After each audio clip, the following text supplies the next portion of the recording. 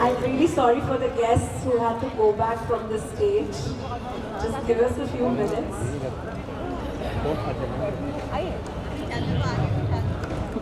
ऐसी प्रेम कथा तो मैं नहीं सुना सकती, बट ये प्रेजेंटेशन है मेरे, आदि, पूजा, राहुल और अनिरुद्ध की तरफ से। तो हमने हमारे हिसाब से जो so let's present Sanjay Kusum 50 years of life together। तो आज हम सब यहाँ एक बहुत ही खास मौके पर इकट्ठे हुए हैं, मॉम और डैड की 50वीं सालगिरह, और इसीलिए हम एक स्लाइड शो प्रेजेंट करने जा रहे हैं। आप सभी को पता है संजय कुसुम की प्रेम कथा के बारे में, बट हमारे हिसाब से आइए थोड़े से कुछ पल, कुछ क्षण देखते हैं उनके विवाह के। तुम्हारे गम को अपना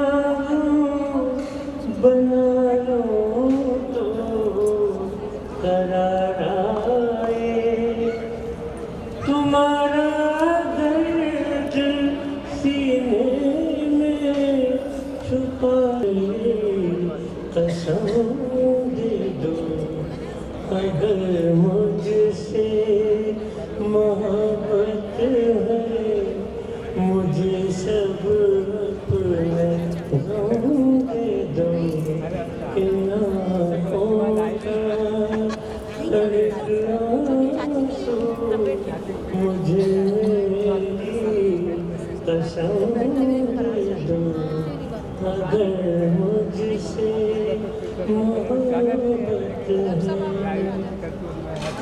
thank you Shyam, very beautiful.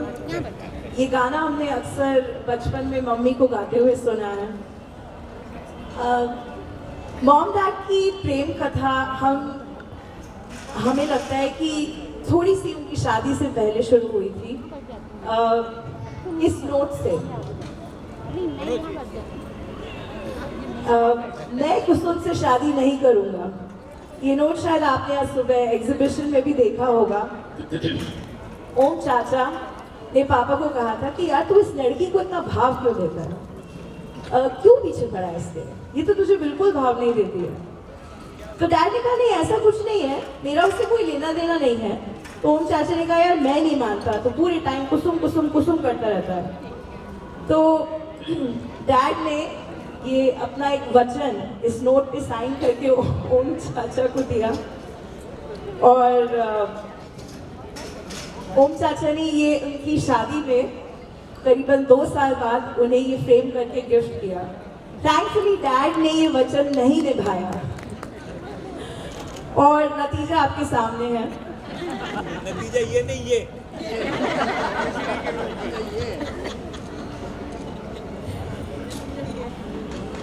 Mom dad काफ़ी कम ही उम्र में उन्होंने शादी कर ली थी, काफ़ी खुद ही बच्चे थे, 24 साल के थे जब उनकी शादी हुई और उन्होंने अपना दाम्पत्य जीवन शुरू किया। और आप देख सकते हैं कि प्यार बढ़ता गया, नहीं वाकई में प्यार बढ़ता गया। इसकी एक और कहानी है। आप जानते हैं कि दोनों को ही पुरानी हिंदी गाने और संगीत से बहुत प्यार है। तो ये एक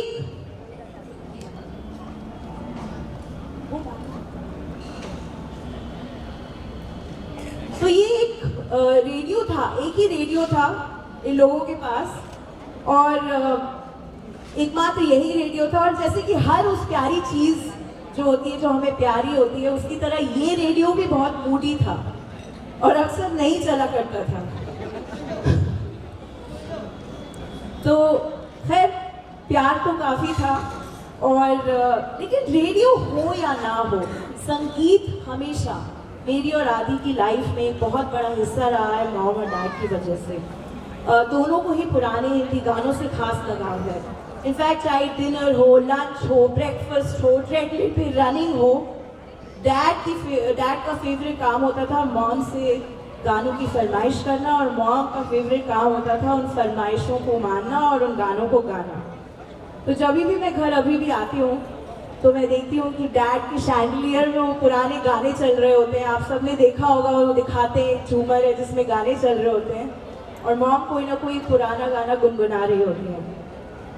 यही वजह है कि आज तक अंताक्षरी में हम लोगों को कोई नहीं हरा पाया है, क्योंकि लोगों को पुराने गाने लगते हैं 80 या 90 की दशक के, हमारे लिए 1950 तक के गाने हमें पुराने लगते हैं।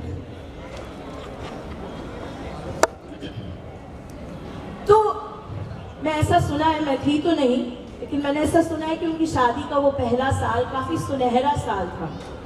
लेकिन आप सभी जानते हैं कि ईश्वर को किसी की भी बहुत खुशी प्यारी नहीं होती है, और इसीलिए मॉम डैड को ईश्वर ने दिया ये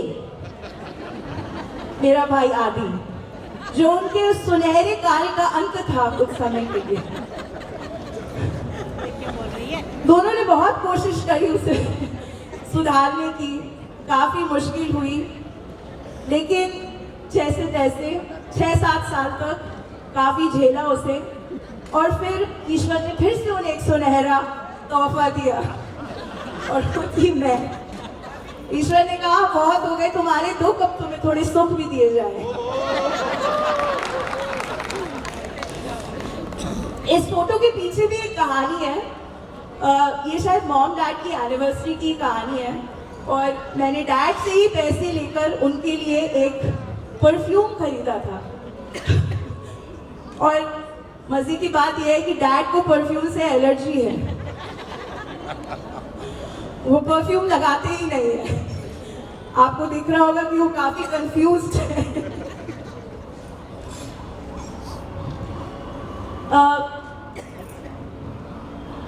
ये एक जो फोटो है, ये काफी एक खूबसूरत और इंटरेस्टिंग यादगार है। जैसा कि आप देख चुके हैं कि डैड को मंच से बड़ा प्यार है, लोगों को हंसाने का, भाषण देने का, कविताएं पढ़ने का, मंच पे आके अपने आप को व्यक्त करने का। वो हमेशा चमकते हैं स्टेज पे, लेकिन मॉम स्टेज से भागती है ऐसे ही। लेकिन एक दिन आदि के स्कूल में उन्हें सडनली बोल दिया गया कि प्लीज आइए और कुछ बोलिए। और आप जो लोग मॉम को जानते हैं, आप समझ ही पा रहे होंगे कि मॉम ने कितनी मुश्किल से उस चीज को मैनेज किया होगा। आदि के लिए उन्हें अक्सर मंच पे ऐसी अनकंफर्टेबल सिचुएशंस को मैनेज करना पड़ता था। मैंने ऐसी कोई प्रॉब्लम्स उन्हें नहीं दी, वैसे काफी खुश है वो मुझसे।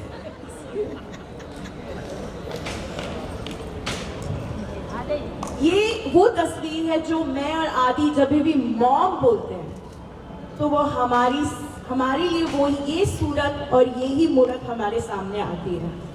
इनफैक्ट मॉम को मुझे बुलाने के 3 तरीके थे। एक था तुषार, जो गुस्से का था, एक था तुषी, मतलब कोई काम है, और प्यार से जब बुलाना होता था तो तुषु। लेकिन मुझे कभी समझ में नहीं आता था कि ये फोटो कौन सा है, तुषार, तुषी, तुषु। बट ये क्विंटेसेंशियल फोटोग्राफ है। चलिए, बहुत हुई हंसी मजाक की बातें, थोड़ा मॉम के बारे में भी बताना चाहती हूँ कि एक यंग सी बच्ची सी लेडी डॉक्टर से उनका जो ट्रांसफॉर्मेशन हुआ है घर की सबसे बड़ी बहू में, हमने वो भी बहुत देखा है। मॉम के हाथ का खाना तो काफ़ी लोगों ने यहाँ खाया होगा, पसंद भी है। इनफैक्ट वासु हमारा बहुत करीबी मेरे भाई की तरह थे, और वो कहते थे भाभी अगर किसी को मारेंगी तो खिला खिला के ही मारेंगी। तो लेकिन अम्मा जब भी खाना बनाती है और कोई उनसे पूछता है कि आपने इतना अच्छा खाना बनाना कहाँ से सीखा, तो वो आज भी जवाब देती हैं दादी से। जब वो घर आई थी तो उन्हें दालें भी नहीं पता थी, उन्हें ये भी नहीं पता था कि कौन सी दाल कौन सी है, बट दादी जी ने उन्हें सब कुछ सिखाया, और उन्हें सिखाया कि कैसे बड़ी बहू का रोल निभाना है। और धीरे धीरे चाहे वो दीपावली हो, होली हो, मॉम एक बड़ी बहू के रोल में ढल गई और उसे सहजता से निभा रही हैं। ये जो नेक्स्ट पिक्चर है, इसके बारे में थोड़ा सा इन लोगों से हट के बात करना चाहती हूँ। होली, हमारे घर में होली एक बहुत ही इम्पोर्टेंट त्यौहार है। होली हमारे यहाँ 2 भागों में मनाया जाता था। एक पहला बाग तो था जो खुशी का समय था, सब बहुत सुकून से प्रेम से एक दूसरे को रंग लगाते थे, खेलते थे। और दूसरा वहाँ भाग होता था दहशत से भरा, जब शैलेंद्र भूपा जी आते थे। भूपा जी की होली से जो सारी चाचियां और मॉम घर के भागा करती थी, वो आज तक हमें याद है।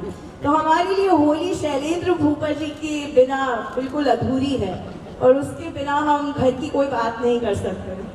So everybody please give a hand to Shailendra Bhupa ji for making our Holi absolutely lovely, lively. हुआ कुछ नहीं, हुआ ऐसे पलों में लगता है कि समय थम जाता है, समझ नहीं आता, मगर भीतर ही भीतर हमें बदलाव होते रहते हैं, और हर बदलाव के पीछे एक बहुत ही गहरा कारण होता है। ये बदलाव था Tanushree hospital for my parents, और इसका बदलाव था मॉम डैड की हमेशा बदलते रहने वाली, इवॉल्व होने वाली उनकी दृढ़ साझेदारी। तो वो पति पत्नी तो थे ही, मगर एक पियर्स और एक बहुत स्ट्रॉन्ग पार्टनरशिप थी उनकी। और इसी पार्टनरशिप के तहत उन्होंने तनुश्री हॉस्पिटल की उन्होंने उत्पत्ति की, और ये कुछ फोटोग्राफ्स हैं जो कि अर्ली इयर्स हैं। और कितनी भी मुश्किलें आती थी, वो उसको अपनी दृढ़ता, अपनी समझदारी, अपनी साझेदारी से, पार्टनरशिप से उसे बांट लिया करते थे। और 2 दशक 27 years say they have been running the hospital together, not as business partners but also as life partners. अच्छा, सभी का एक फेवरेट त्योहार होता है, किसी का दिवाली होता है, किसी का होली होता है। कोई मुझे बता सकते हैं कि मेरे फादर का फेवरेट त्योहार क्या है?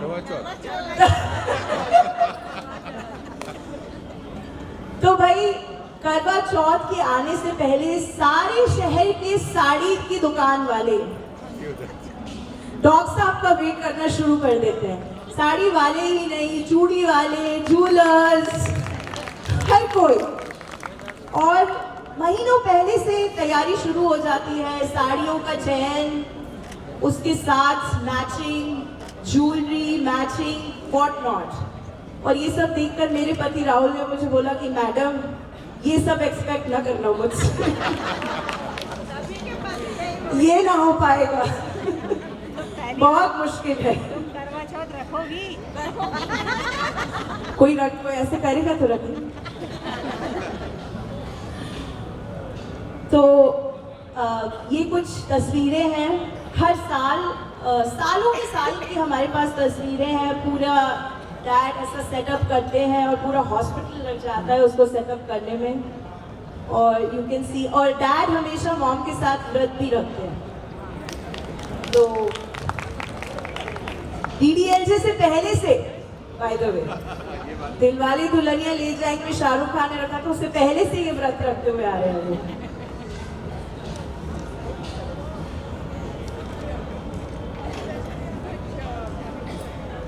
So, ये जो लास्ट फोटो है, मैं ये बताना चाहती हूँ कि इन लोगों की पार्टनरशिप एज क्लासमेट्स भी रही है, उसके बारे में भी काफ़ी जिक्र हुआ है। मैं अशोक अंकल का जिक्र करना चाहूँगी जो आज हमारे बीच नहीं हैं।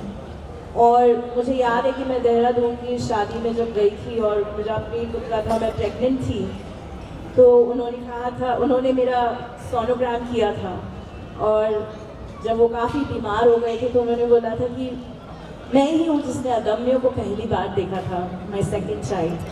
सो इन लोगों की जो ये दोस्ती है, Terry uncle, Ashok uncle, Saroj uncle, ये भी काफ़ी अनोखी है। ये हर चीज़ में एक साथ रहते हैं, ये ऐसी दोस्ती भी बहुत मुश्किल है देखना।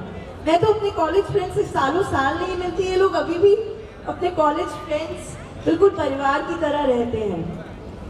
तो वो भी एक परिवार है मेरे मॉम डैड का। और अंत में मैं ये कहना चाहूँगी कि my parents have found their soulmates ऐसा बहुत मुश्किल होता है कोई को मिल पाना कि आप उसके साथ आप उस पर पूरी तरीके से निर्भर कर सको, उसे समझ सको, वो आपको समझ ले, आपकी सारी क्वर्क्स को, आपकी सारी प्रॉब्लम्स को समझ के और आपसे फिर भी प्यार कर ले। आई होप आप सबको भी वैसा ही प्यार मिले किसी दिन, जैसे मेरे माँ बाप को मिला। और it's a big source of inspiration. We are very happy that we have this. And in the end, I would like to say this, संगीत के ही माध्यम से।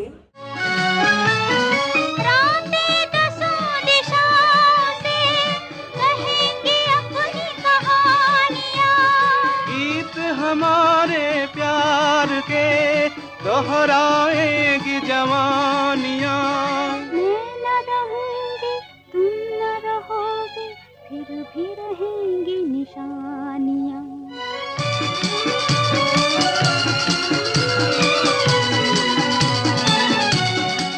जो है मेरा सबसे जिगरी यार था और मार्च में यह मेरे घर आया था, थोड़ा सा बीमार था। हम लोगों ने 10 दिन उसके साथ बिताए, बहुत बढ़िया दिन थे। जाते समय बोल के गया, यार वो तेरा कार्यक्रम आने वाला है ना 2 जनवरी का, मैं आता हूँ उसमें। अरे मैंने कहा तू जल्दी ठीक हो जा, और बस नहीं आ पाया। इत्तेफाक ऐसा हुआ, जीवन में ऐसा कुछ लगा। उनकी कमी भी पूरी कर रही है। संजय कुसुम के फंक्शन में तो आना ही था।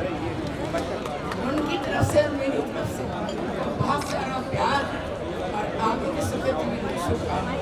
कोई देखो अशोक ऊपर माँ तारा बना अभी हम लोगों से बात कर रहा है, और हम लोग उससे बात करते रहते हैं और बीच बीच में रोते हैं और उसकी प्यारी सी बातें याद करके हंसते भी हैं। तो बहुत अच्छा सेंस ऑफ ह्यूमर उस जैसा मेरे बच्चे आज तक याद करते हैं, आदित्य तो तरुण, तो उससे अच्छा सेंस ऑफ ह्यूमर नहीं हो सकता। सो थैंक यू शुभा, आप आए और आपने हमें वो अशोक की याद दिलाई, धन्यवाद।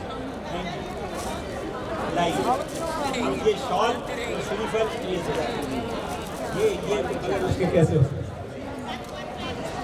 तो अशोक दुबे भाई साहब के लिए एक जोरदार तालियां उस शख्सियत की जो मेरे ख्याल से मैंने उतना जीवनदार और उतना हंसमुख व्यक्तित्व नहीं देखा।